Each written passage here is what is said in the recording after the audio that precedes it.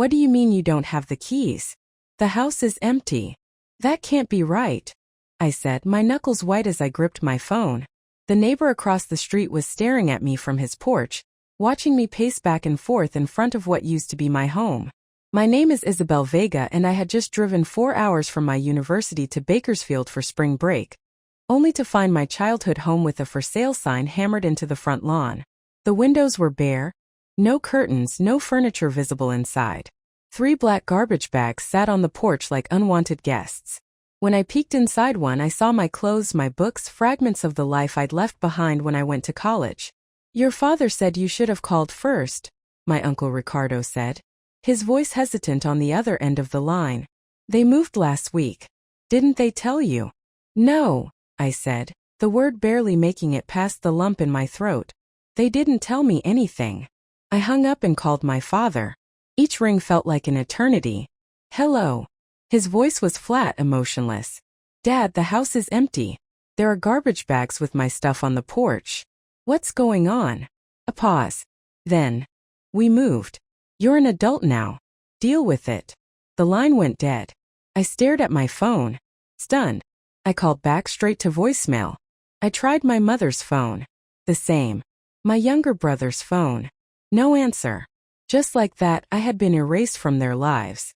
No warning, no goodbye, not even the courtesy of a forwarding address. I stood there watching the sunset cast long shadows across what used to be my front yard. The maple tree my father and I had planted when I was 8 still stood tall, its branches reaching toward a house that no longer belonged to us. I had sent part of my scholarship money home every month.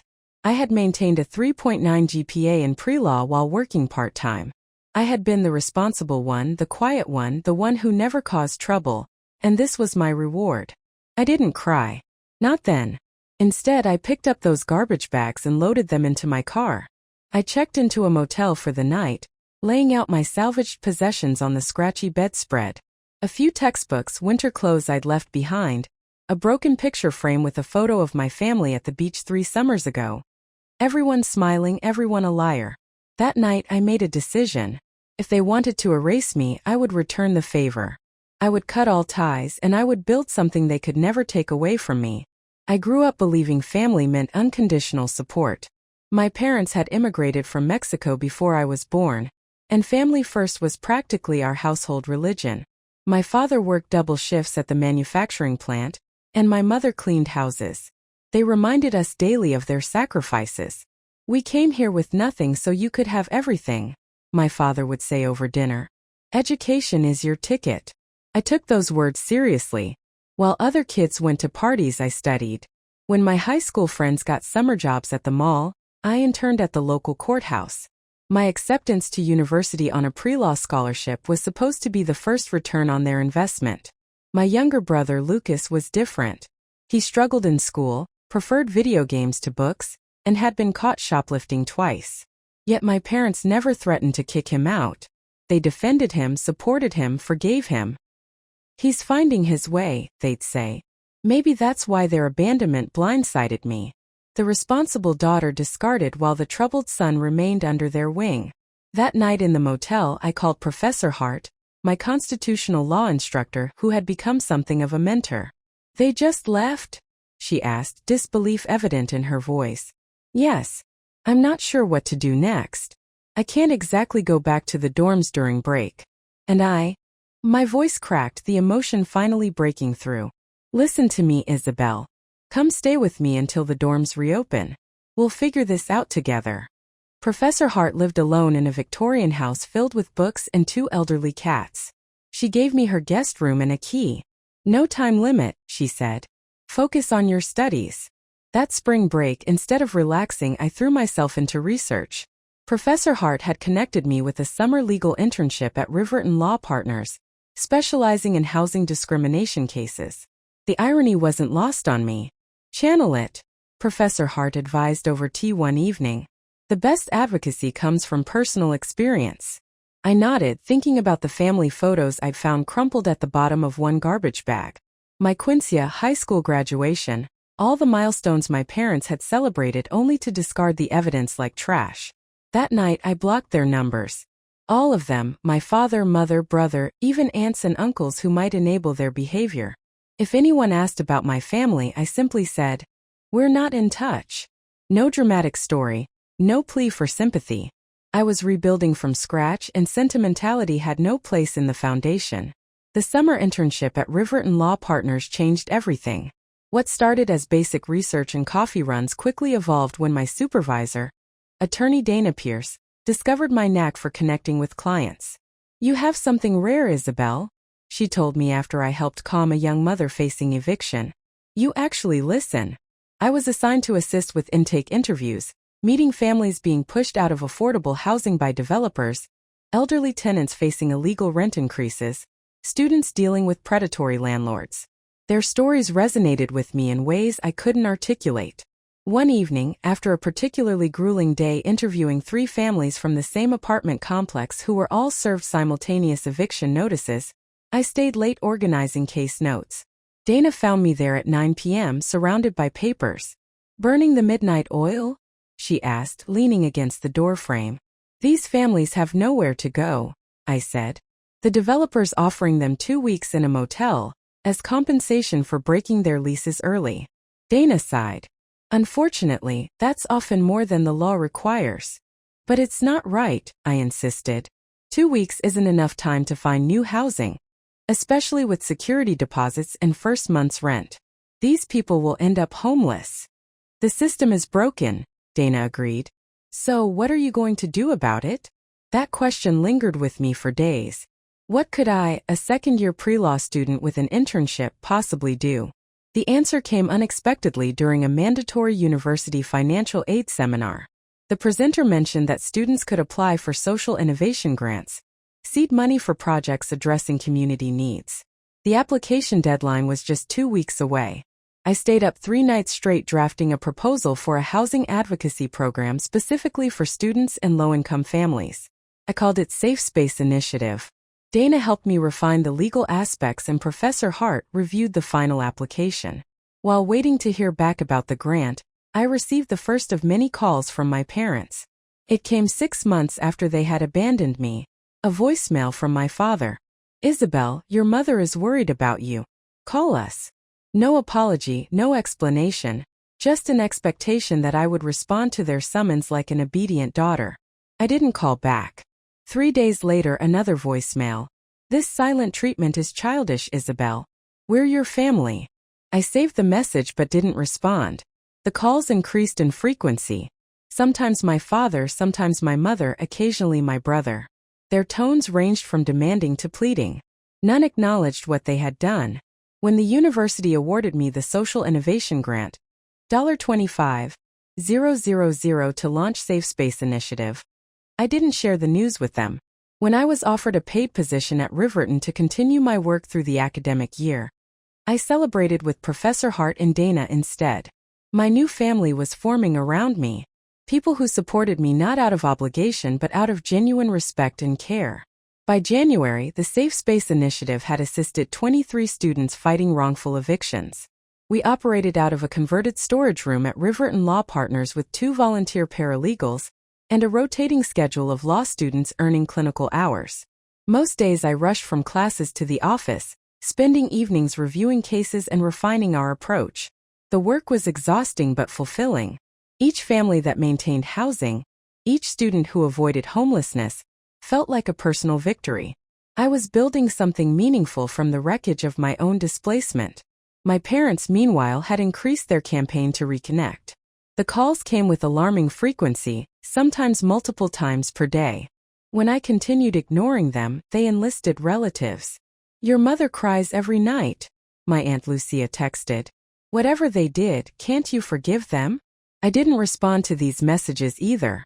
Forgiveness required acknowledgement, and they had yet to admit any wrongdoing.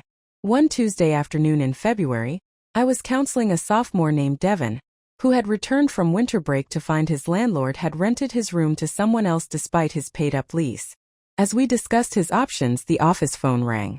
"Safe Space Initiative. This is Isabel," I answered, gesturing apologetically to Devin. "Isabel, is that you?" It was my mother's voice. My stomach dropped. "How did you get this number?" It's on your website, she said. Why haven't you returned our calls? We've been worried sick. Devin shifted uncomfortably in his chair. I covered the mouthpiece. I'm sorry. I need to handle this. Would you mind waiting outside for a moment? After he left, I uncovered the phone. This is my workplace. Please don't call here again. We're your parents, my mother said, her voice breaking. We have the right. You lost that right, I interrupted.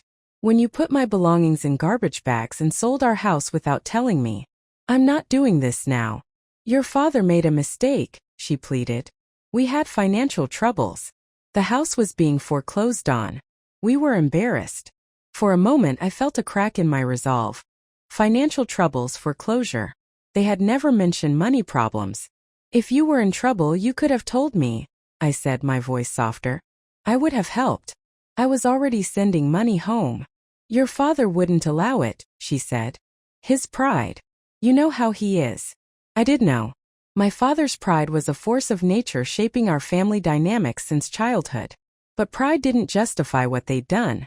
I need to get back to work, I said firmly. Please respect my boundaries. I hung up before she could respond, hands trembling slightly as I placed the receiver down.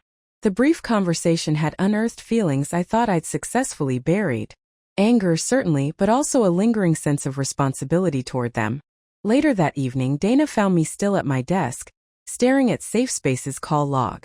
Everything okay? You seem distracted, she said, perching on the edge of my desk.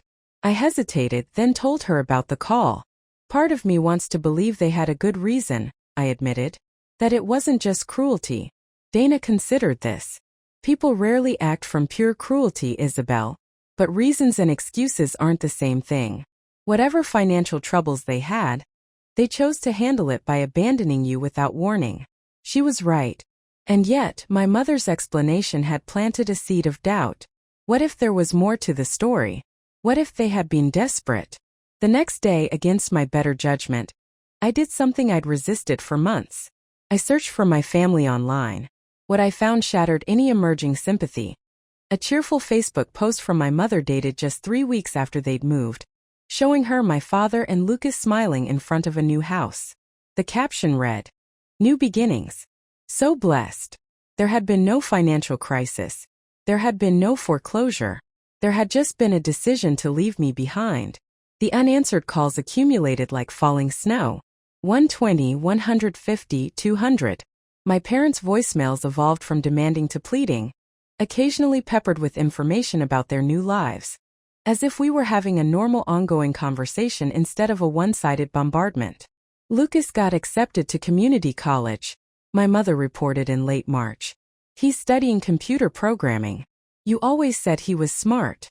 The neighbors brought us tamales, my father announced in April. Not as good as your mother's, but they're trying to be welcoming. These casual updates infuriated me more than their earlier demands. They were living their lives, forming new community connections, celebrating milestones, all while I was still processing the trauma of their abandonment. Meanwhile, SafeSpace Initiative was gaining attention. A local news station ran a feature on our work, interviewing several students we'd helped. The university newspaper followed with a profile highlighting my innovative approach to housing justice. These small spotlights increased our caseload dramatically. We need more resources, I told Dana one afternoon, gesturing at our overflowing intake folders. More volunteers, more space, more funding. I might have a solution, she replied. The Watkins Foundation is accepting proposals for their annual social justice grants. The award is substantial, enough to hire staff and rent proper offices. The application process was grueling. I spent weeks drafting and redrafting our proposal, gathering testimonials from clients, and compiling data on housing insecurity among students. The final document ran to 47 pages, detailing SafeSpace's mission, methodology, and measurable impacts. 2 days after submission, I received a call from an unfamiliar number with my hometown's area code. "Hello," I answered cautiously. "Isabel, it's Mrs. Hernandez from next door. Our former neighbor. I hadn't spoken to her since the day I found the house empty.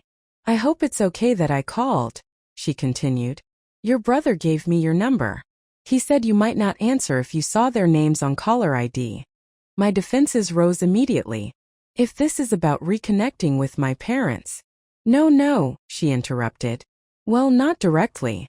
It's about the house. Your old house. Someone broke in last night. The police think they were looking for valuables. But of course the place is empty. Your father asked me to check if perhaps you had come back for something. He didn't want to report a break-in if it was just you. I nearly laughed at the absurdity. I haven't been back since that day, Mrs. Hernandez. Besides, I don't have keys anymore. That's what I told him, she sighed. But there's something else. The intruder left something behind. An envelope with your name on it. The police gave it to me since I'm watching the property. My heart skipped. What does it say? I haven't opened it, she said. It's addressed to you, but it looks official. There's a law firm's name on it. Official mail at my old address. No one should be sending me legal documents there. I'd updated my address months ago. Can you open it? I asked. Just tell me what it says. I heard paper tearing, then silence. Mrs. Hernandez? It's about your grandmother's estate, she said finally. Your maternal grandmother in Mexico.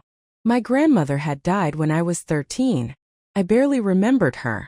What about her estate? It says you've inherited property in Oaxaca, Mrs. Hernandez read slowly. And there's a bank statement, Isabel. It shows a balance of over $400,000. My mind reeled. That can't be right. My grandmother lived simply. She didn't have that kind of money. The letter says the property was developed after her death. Resort condominiums. Your portion is the proceeds from the sale of 2 units. I grabbed a pen, scribbling as Mrs. Hernandez dictated the law firm's contact information. My hand shook as I processed the implications. Does it say when this inheritance became available? Mrs. Hernandez paused, paper shuffling. Yes. It was finalized last March. Last March, 1 month before my parents abandoned me. The timing couldn't be coincidence.